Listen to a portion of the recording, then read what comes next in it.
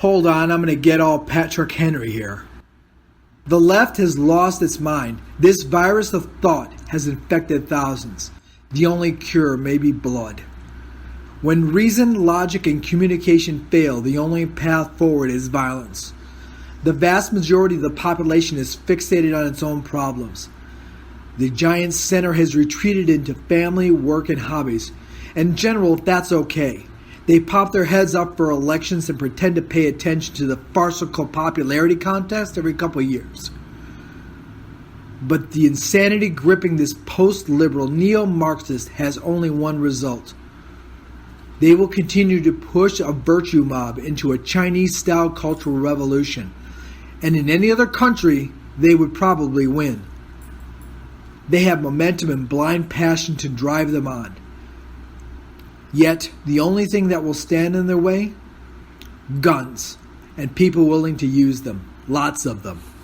As panic and rioting grip our cities, Americans in vast numbers are reaching for the gun. The police have been neutered by mayors and other politicians.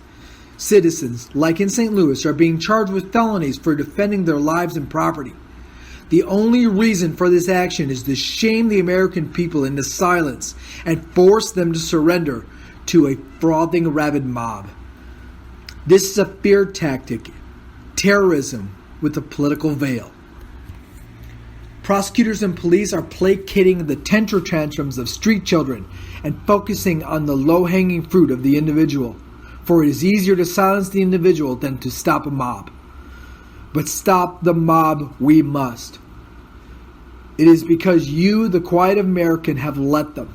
You refuse to be good parents and discipline your children.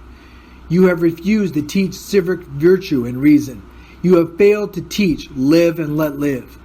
You have allowed yourself to be called a phobic in many forms, a fascist, rather than defend yourself. This is what you have wrought. The only correction we have as a society is to purge our discourse. We can no longer let the collective dystopian Marxist identitarians have free rein. The only salvation we have left is our collective American culture. The collective cannot be allowed.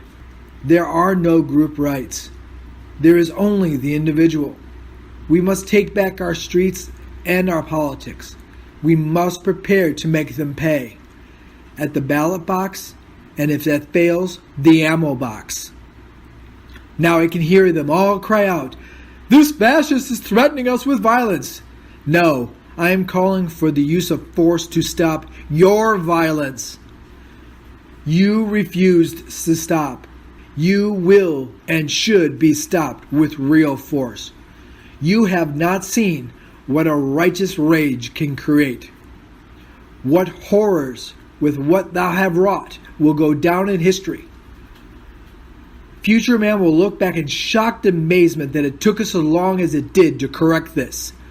They may also think we might have gone too far, but they will understand the hill we have chose to die on, or in this case, kill on.